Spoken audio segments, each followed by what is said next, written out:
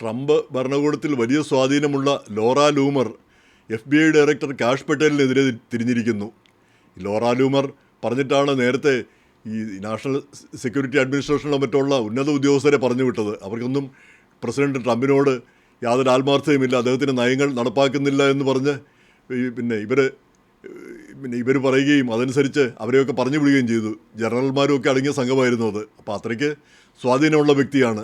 അവരിപ്പം കാഷ് പട്ടേലിനെതിരെ തിരിഞ്ഞിരിക്കുന്നു.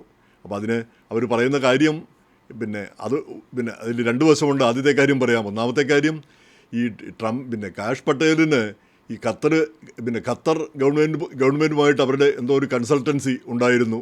അത് കഴിഞ്ഞ വർഷം ഡിസംബർ വരെ. ആ ഡിസംബറിന് ശേഷമില്ല. കാരണം അത് അദ്ദേഹം പറയുകയും ചെയ്തതാണ്, ഇങ്ങനെ അവരുമായിട്ട് കൺസൾട്ടിങ് പരിപാടിയുണ്ട്, അവർക്ക് വേണ്ടി ചില സഹായങ്ങളൊക്കെ ചെയ്യുന്നുണ്ട്. അതിൻ്റെ പേരിൽ ഈ ഖത്തറിലെ അമേരിക്കൻ എംബസിയൊക്കെ ആയിട്ട് ചില ബന്ധങ്ങളുണ്ട്. കാരണം ഖത്തർ ഗവൺമെൻറ്റിന് വേണ്ടിയാണല്ലോ കൺസൾട്ടിങ് വർക്ക് ചെയ്യുന്നത്. അപ്പോൾ അങ്ങനെ അത് അദ്ദേഹം നിർത്തുകയും ചെയ്തു 2024.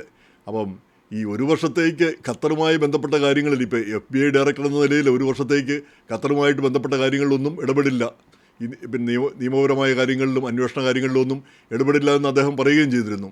അപ്പോൾ ആ ഒരു വർഷം കഴിഞ്ഞിരിക്കുന്നു. അപ്പോൾ കഴിഞ്ഞ ദിവസം അദ്ദേഹം ദോഹയിൽ പോയി, ഈ ഖത്തറിൻ്റെ തലസ്ഥാനം. അവിടെ ചെന്നിട്ട് ഈ എന്തോ പുതിയ കരാറിൽ, സെക്യൂരിറ്റി കരാറിലും ഈ ഇൻഫർമേഷൻ വിവരങ്ങൾ പരസ്പരം കൈമാറുന്നത് സംബന്ധിച്ചുമൊക്കെയുള്ള കരാറ് ഒപ്പിടുകയുണ്ടായി. അതിനു മുമ്പേ ഈ ഖത്തർ ഗവൺമെൻറ് ഇവിടെ കെന്നഡി സെൻറ്ററിൽ, വാഷിങ്ടൺ DC കെന്നഡി സെൻറ്ററിൽ നടത്തിയിരുന്ന ഒരു പാർട്ടിയിൽ അദ്ദേഹം പങ്കെടുക്കുകയും ചെയ്തിരുന്നു. അപ്പോൾ ഇതെല്ലാമാണ് ഈ ലോറ ലൂമറെ പ്രകോപിപ്പിച്ചിരിക്കുന്നത്. അവർ പറയുന്നത് ഈ ഖത്തർ ഗവൺമെൻറ് വലിയ ഭീകരവാദികളാണ്, അവർ ഇസ്ലാമിക തീവ്രവാദത്തിൻ്റെ തുർക്കി കഴിഞ്ഞാൽ ഏറ്റവും വലിയ ഇസ്ലാമിക തീവ്രവാദികളാണ്. അപ്പോൾ അമേരിക്കയിൽ ഇസ്ലാമിഫിക്കേഷന് വേണ്ടിയിട്ട് തയ്യാറെടുക്കുന്നവരാണ്, അവരെ സഹായിക്കുന്നത്, അവരുമായിട്ട് ബന്ധപ്പെടുന്നത് ഒരു കാരണവശാലും ശരിയല്ല. ഈ ഒരു സർക്കാർ ഉദ്യോഗസ്ഥൻ കൂടി, ട്രംപ് ഭരണകൂടത്തിൻ്റെ ഒരു ഉദ്യോഗസ്ഥൻ കൂടി ഈ അവരുടെ അവരുടെ പരിപാടിക്ക് കീഴടങ്ങിയിരിക്കുന്നു എന്നാണ് അവർ ആക്ഷേപിച്ചിരിക്കുന്നത്. അപ്പോൾ അത് ഒരു ട്വീറ്റിൽ പറഞ്ഞ കാര്യമാണ്. രണ്ടാമത്തെ ട്വീറ്റാണ് നമുക്ക് കുറച്ചുകൂടി അലോസരം തോന്നുന്നത്.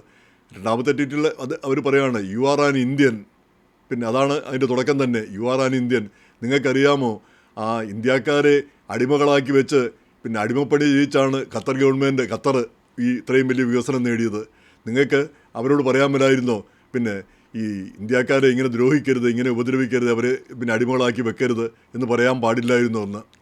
അപ്പോൾ അത് കേട്ടപ്പോൾ നമുക്കും അത്ര സുഖമുള്ള ഒരു കാര്യമല്ല.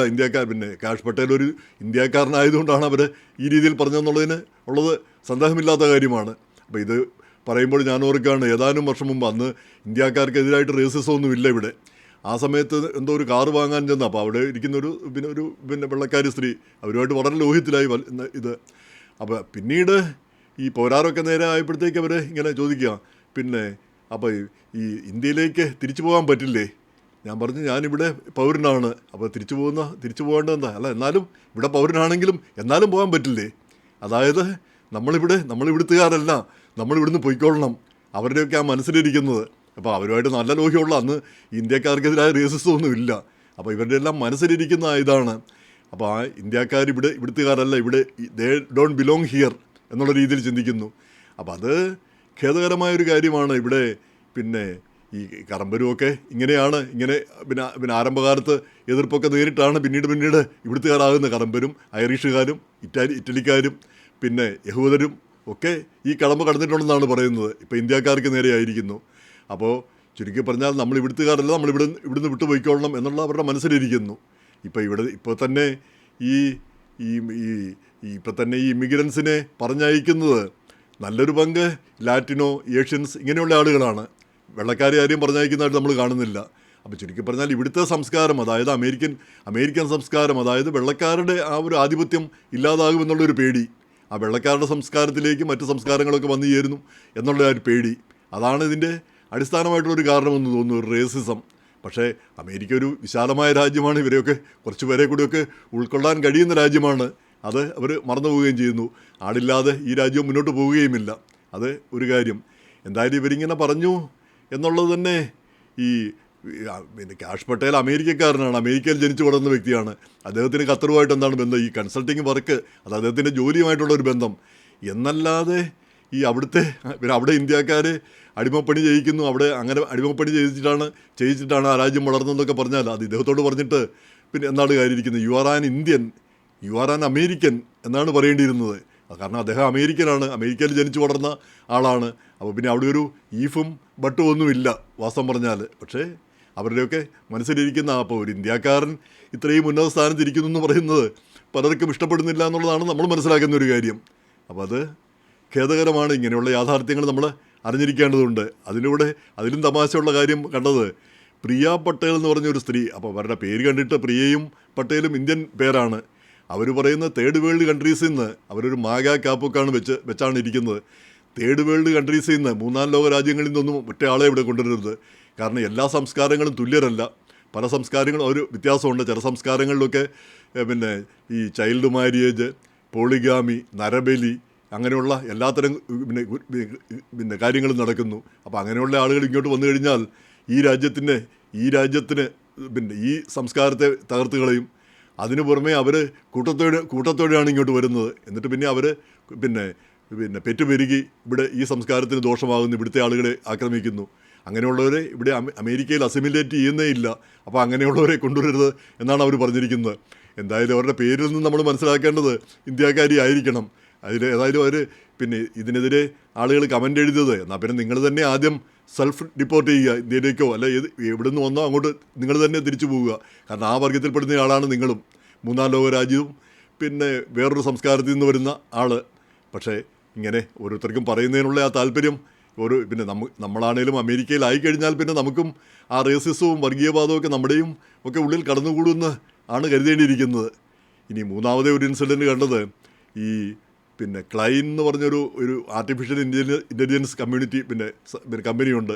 അതിൻ്റെ ആർട്ടിഫിഷ്യൽ ഇൻ്റലിജൻസിൻ്റെ മേധാവിയോ മറ്റോ, അത് എന്തോ സൗത്ത് ഏഷ്യൻസ് ഒക്കെ പിന്നെ കൂടുതലുള്ള കമ്പനിയാണ്, അവരോ മറ്റോ സ്ഥാപിച്ച കമ്പനിയാണെന്ന് തോന്നുന്നു. അദ്ദേഹത്തിൻ്റെ പേര് നിക് പാഷ്.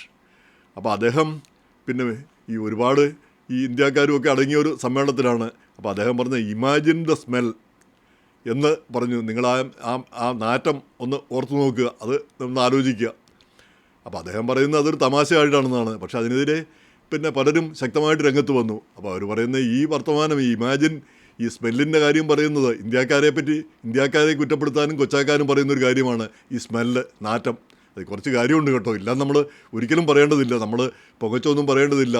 നമ്മൾ പിന്നെ വീട്ടിൽ തുണികളെല്ലാം വെക്കുക, എന്നിട്ട് പിന്നെ കറിയെല്ലാം ഉണ്ടാക്കും. ഈ കറിയുടെ എല്ലാം നാറ്റം ആ തുണിയിലെല്ലാം പിന്നെ പിടിക്കും. എന്നിട്ട് ആ തുണി എടുത്തിട്ടുകൊണ്ടാണ് നമ്മളൊക്കെ പോകുന്നത്. അപ്പോൾ അത് ശ്രദ്ധിക്കണം, ഒരിക്കലും നാറ്റം ഉണ്ടാവരുത്. അതുപോലെ തന്നെ വേർപ്പ് നാറ്റം. ഇത്തിരി ഈ പിന്നെ ഡിയോഡറൻറ്റോ എന്തെങ്കിലും പുരട്ടിക്കൂടെ?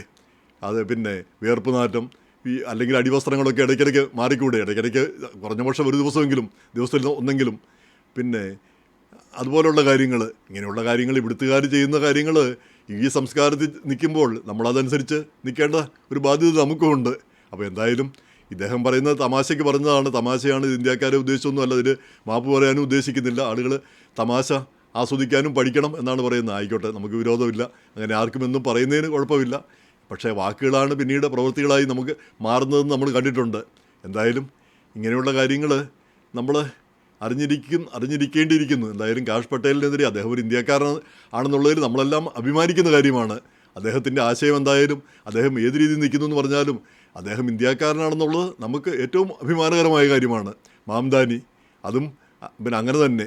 അപ്പോൾ അതൊക്കെ പിന്നെ ആക്ഷേപകരമായിട്ട് മറ്റുള്ളവർ ചിത്രീകരിക്കുമ്പോൾ അത് നമ്മളെയും കുറേയേറെ അസ്വസ്ഥതപ്പെടുത്തുന്നു.